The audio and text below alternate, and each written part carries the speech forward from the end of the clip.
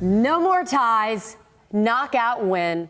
We win or go home. Yes, it's a huge night for the U.S. Men's World Cup team as they face Bosnia and Herzegovina in San Francisco. We are bringing in I'm going to say you're our new World Cup analyst, new favorite of the blend, Jeff Attinella. Jeff, welcome back. How are you? I'm good. I appreciate you having me, and I'll accept all those titles. Those are fantastic titles. Deal. So I'll be that person. That works. Okay, are we excited tonight? Are we nervous tonight? Like, how do we need to be feeling? Because you know this team very well. What are your thoughts? I'm always very cautiously optimistic, right? So you always want to have that caution or that little bit of optimism as well. But after watching Germany lose the way that they lost, it made me a little bit more nervous. I'm not going to lie. But we also beat Paraguay, who beat Germany. So maybe that just means we're awesome. So there's a lot of different ways to look at it. We'll take we're awesome. But we do need to talk about the pressure and going back to 2022. And we made it to the knockout round, but then lost to the Netherlands. So it's tough to go through that for those who went through it years ago.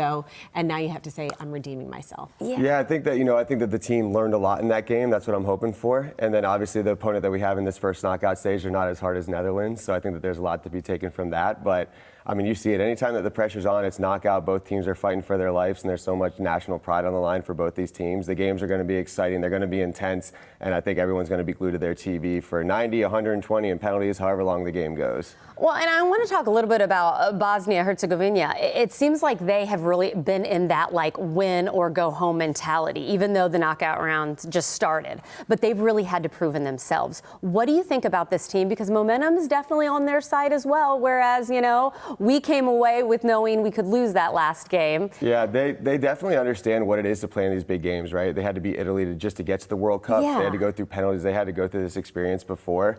And they're a tough team. They're going to play really hard defensively. They have good players that can attack. But I think that the U.S. has the best team on the field. They're going to have the best players on the field. They're going to have the most skill. They're going to be on the ball more. And it's all going to come down to we've done a good job of scoring early. And if we score early, I think it's going to be a really good night for us. But if the game keeps going on and it keeps dragging a little bit, that's where I'll start getting, my heart rate will get a little bit more elevated. I'll be a little bit more nervous. But I'm feeling pretty confident about the U.S.'s chances tonight. Good. Okay, I have to bring up, you nailed it. Bosnia, Herzegovina. You know how I'm remembering in my head how to say it? Like, Herzegovina, she'll have a glass of wine. Herzegovina, I like that. Herzegovina. Commentators, you're welcome to it. It's what I can bring. Yeah, I'm taking that one.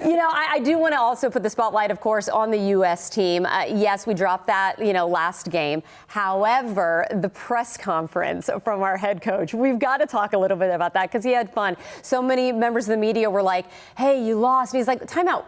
Still, where's the congratulations? Because we advanced to the knockout round. So what are your thoughts about the coach? What are your thoughts about the play? Any players specifically? Because I know some got more time on the pitch than we've seen. So for me, he's the star of this entire World Cup. Is he? Yeah, Pochettino, he's been amazing. And I think that, what he's doing is he's bringing a lot of the culture of football around the world and trying to apply it to what's going on here in the States. So the goal for the U.S. was to win the group, be healthy, don't have yellow card problems, and they accomplished all of those things. So I love what he came in with that energy because it is an exciting thing to win the group, and that was always the goal.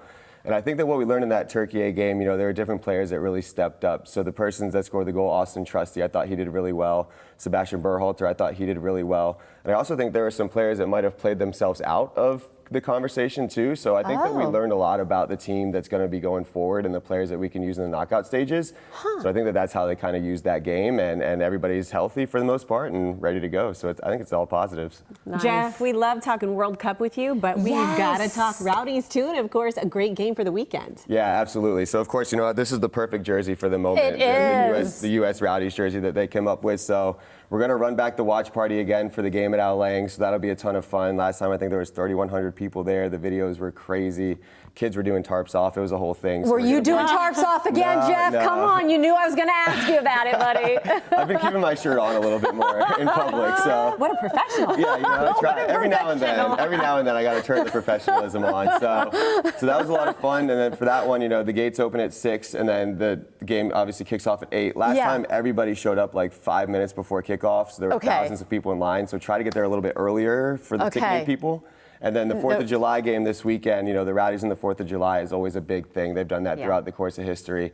And then that's going to be a good one. $1 hot dogs, I think $3 beer, $3 water and soda, and then there's fireworks at St. Pete shooting off after the game. So if you don't have 4th of July plans yet, and you love want to it. keep diving into soccer, then the Rowdies is definitely your spot for that. Well, hot we're that going. night. We're going to the watch party Yes. actually tonight. I'm super excited to go because the only other time I've been to LA was with you, and That's we right. had a fantastic time at a Rowdies game. Oh. So we're excited and about you it. had one successful watch party there already. Yes. I always tell everybody, bring a poncho, because when they score, I'm a beer thrower when they score. So Oh, I'm going to throw it up in dear. the air, and I'm not alone in that. So Okay. just head on a swivel, and if the U.S. scores, then, there might be some beer showers. But there's beer specials, too, so it's okay. So you can afford to throw them. You afford to throw them. Okay, well, I'm going to be looking for you to say hi tonight, Jeff. Thank you for being here. We love having a World Cup soccer analyst right here. I appreciate you guys having me anytime.